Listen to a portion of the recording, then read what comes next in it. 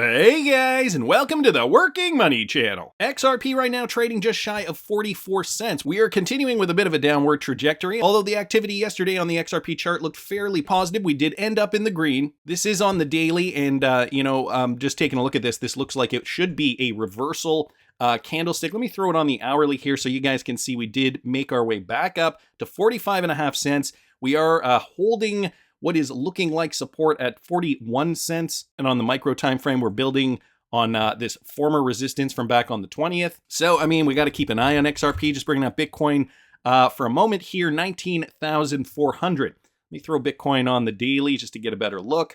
Not too much to write home about with regards to Bitcoin. Still just kind of trading sideways in the same range that we've seen since mid-June. So some ups, some downs, but still maintaining that strong level of support that doesn't seem, at least across my fingers, doesn't seem to be breaking. And what I'm talking about here is the former all-time high in the bull run, December 2017. That is $20,000, give or take. Bitcoin was building on that former level of resistance, and now it is forming support in that same level. So really just more of the same, guys. I got this from Attack XRP, though. 80 million XRP was shifted by FTX giants. So we are still seeing a ton of XRP being moved over the network. Whale Alert blockchain platform that tracks large cryptocurrency transfers has spotted roughly 253 million XRP transacted in 5 chunks. And so the largest one was 80 million XRP. And it was sent from major exchange FTX, spearheaded by Sam Bankman-Fried, who has been expanding his influence in the crypto space lately. 80 million XRP was sent from FTX, so we know this was not an ODL transaction, considering FTX is not an ODL partnered platform. So, I mean, looks like it could be an actual whale holding a massive amount of XRP. As for the rest of the XRP transactions, the crypto was transferred by users of several platforms like Bitstamp, Bittrex, and BitGo. So those sound more like ODL trades. However, 80 million XRP, guys, whales are certainly making moves. They're sitting poised, ready to pounce once the market spikes. I mean, I still think we are going to see more pain before we ultimately see that gain, but it is coming. Patience, patience, patience. I also saw this, guys, from T-Hole Bet XRP with regards to Ripple partners, Neum and TravelX. So 2 Ripple partners here.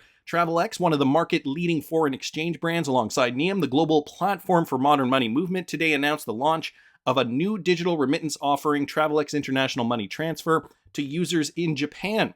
Already live in Australia, Hong Kong, and Singapore, this digital remittance offering, powered by Neum's global payment rails and real-time payment capabilities, enables TravelX users in Japan to remit money to more than 50 markets across the world almost instantly from anywhere using their smartphones and PCs. So it actually sounds like quite the productive partnership. In partnership with Neum, this is a quote from Jun Otani, Managing Director of TravelX Japan.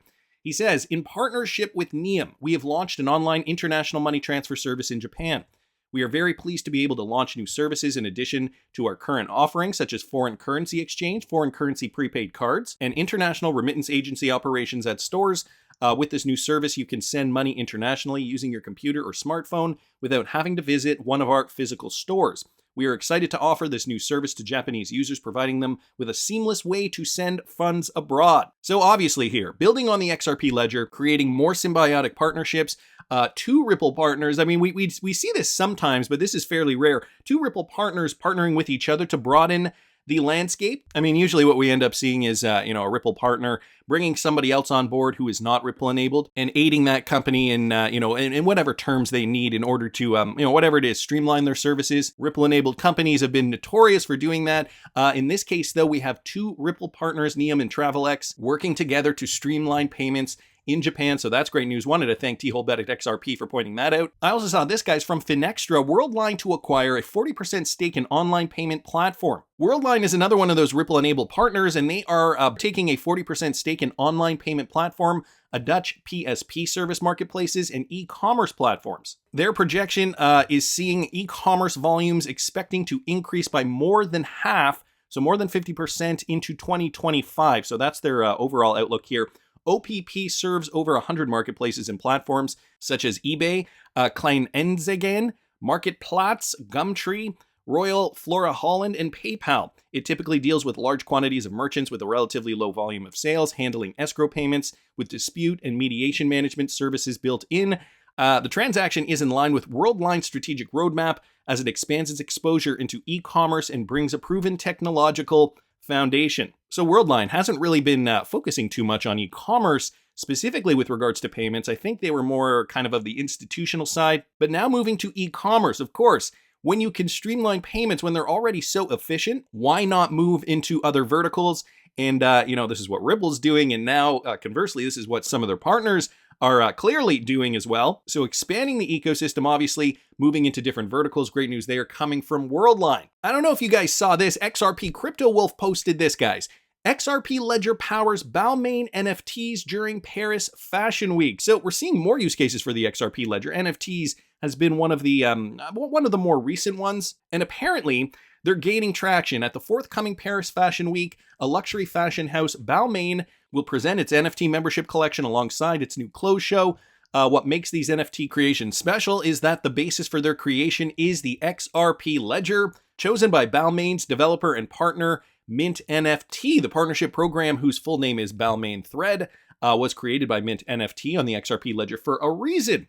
According to the text of the press release, it is important that the platform for creating the NFT be carbon neutral and eco-friendly. So this is where companies, big companies, are now putting their focus. They have customers that they need to appeal to.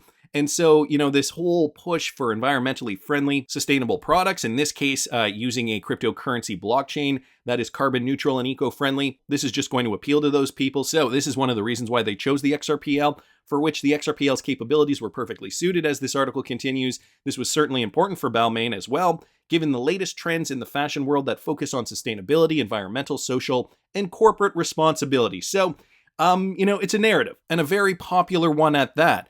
The World Economic Forum, obviously, it's no secret that they're also pushing that same kind of narrative. So to see companies like this really kind of jump on board, I'm not surprised. The fact that they're using the XRPL is kind of like icing on the cake. And the new developments is also interesting. News from Balmain's breakthrough Web3 via NFT at XRPL is far from the only event bringing together new digital technologies in the fashion world lately. And so we're seeing a lot of different fashion companies like Gucci, Tag Heuer. They've announced that they have started to accept cryptocurrencies as a way to pay for products. So we're seeing this for more luxury brands, right? The utilization of cryptocurrencies to pay for products. That's just one side of things, but Balmain here, I think, taking it another step further and actually minting NFTs on the XRPL in this particular case. Anyway, wanted to thank XRP Crypto Wolf just for pointing that out. And guys, it looks like Gary Gensler is not stopping at cryptocurrencies or blockchains or stablecoins. Apparently, John Deaton's been talking about this for over a year now. He says, a year ago, I did a video with Crypto Law US about this eventual bizarre reality.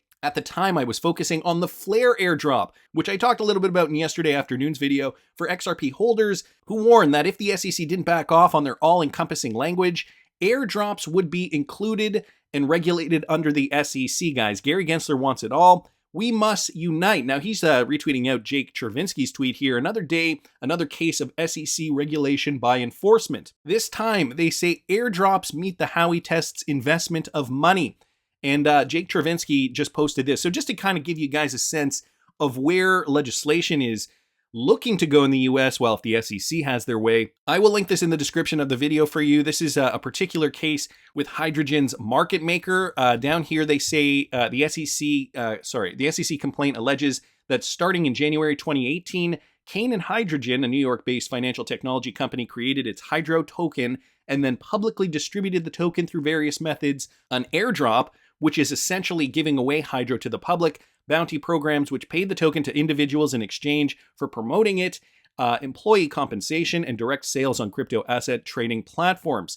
So now airdrops, even though this isn't necessarily a contract between entity A and entity B, Gensler's SEC still wants to regulate and consider these an investment of money. So Chervinsky says here, this time they say airdrops meet the Howey test's investment of money prong, even if no one makes an investment and no money changes hands. Just remember, SEC settlements are not settled law. Pivo Cadlo down here saying this is in the hands of US voters. Congress is responsible for the SEC. There are many crypto holders. So 1, we must unite as crypto holders. 2, find out politicians' positions and plans. And 3, don't vote evil and BTC maxis. Support good for the industry.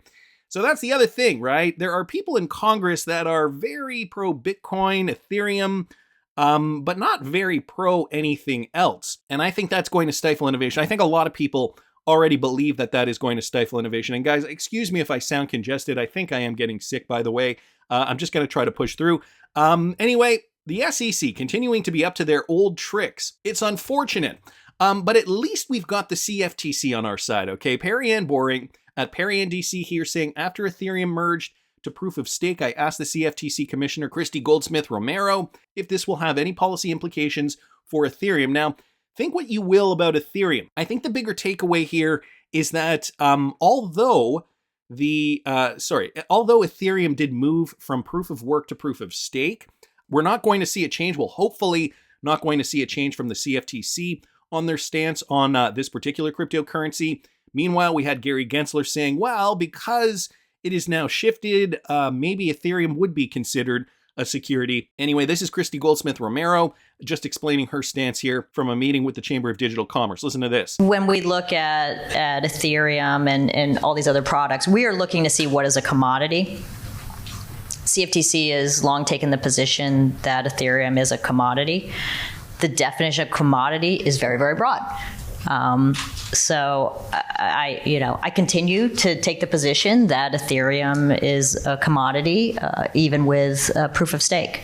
So here, the stance, even though it's not official, Christy Goldsmith Romero, a commissioner at the CFTC, is not wavering on her stance, and hopefully that represents the entire CFTC. I also got this from Stéphane Hubert, guys. Here is evidence that the SEC deliberately gave incomplete evidence from Hinman's deposition and from the documents requested by Ripple. We know that in addition to the 7 meetings with Consensus and Ethereum, there are at least 2 other meetings that are not listed. So we can see that from these documents here, guys. I'm not going to get into this in detail. I just wanted to bring this to your attention because it's sounding as though a lot more has been hidden from us than we had initially perhaps believed. I mean, we knew that there was something going on over there, but as the days go on and as the sleuths uncover more and more, it's looking shadier and shadier. Michael Branch here posting this. So this is attorney John Dean. Okay, he says Hinman's calendar entry shows Ethereum had exclusive access to SEC leadership while Ripple didn't. And I touched on this a little bit in yesterday's video, which I will link up here in the top right-hand corner for you.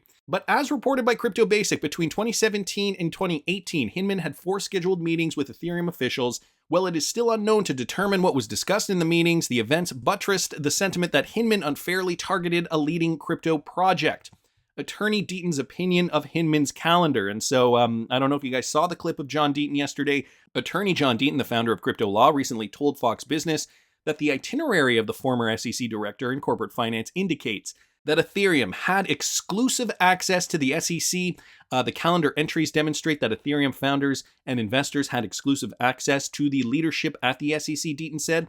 However, he cannot say the same for other crypto projects, even though Ripple tried their darndest to get clarity over the multiple years that they were selling XRP. They were just not getting any kind of clarity. And Deaton states that here. It was a very exclusive club, and Ripple and XRP were not in it. And it gets murkier and murkier, maybe clearer and clearer, depending on how you look at it. This from Digital Asset Buy here. Game, set, and match. Why would Hinman be so determined that Ripple be sued that he came back to the SEC to make sure it went through? This is the bullseye right here. Okay, so this is Ellie Turret, producer at Fox Business. She was just recently on Ben Armstrong's show. Listen to what she had to say about the changing of the guard over there at the SEC. Remember, it was Jay Clayton who was the one who brought upon the Ripple SEC lawsuit, but then it was Gary Gensler who took over. Listen to this. Have you heard anything about a potential settlement that was maybe broached or anything buzz around that? I did hear something yesterday, and I'm not going to say the source, obviously, but what a coincidence. It was, I never tell my sources, but it was from it was a source of a source. So this person told me that they had heard that Jay Clayton, actually, when the Ripple case was brought in December 2020, Jay Clayton had been in favor of settling pretty much right off the bat. I'm going to pause it there because there are some tweets here. Eleanor Turret posting this on Twitter just yesterday. A couple more standouts, and then this one highlighted here. Monday, December the 7th, 2020. Hinman had a scheduled meeting with Ripple Counsel and Christina Littman. And if you guys didn't catch the video I did on that yesterday, I did link it in the top right-hand corner earlier in this video. Let me continue.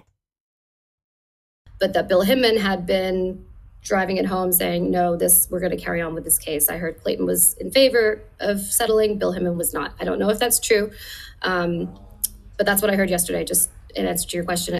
So Jay Clayton was in favor of a settlement, and Bill Hinman, for whatever reason, I mean, all the reasons that we're speculating about, all the evidence pointing to the corruption, he says no. And another tweet here, guys, from John Deaton. But why is Hinman's meeting with Ripple on December the 10th when he was no longer an employee at the SEC? His last day was December the 4th, 2020. He was a private citizen working for an EEA law firm. Anyone who doesn't acknowledge that Hinman had an agenda is being ignorant. So that's just the tweet there from John Deaton. Ellie Turret perhaps had some more information regarding Jay Clayton's motives, you know, kind of the typical, let's just get this settled, let's get it squared away, versus the underlying rot that is Bill Hinman, Gary Gensler, and the rest of the dishonest crew over there at the SEC. John Deaton also posting this: if Ellie's source is correct and Hinman killed the deal, then it is more evidence that the conflicts were much more than an appearance of impropriety, but actual impropriety.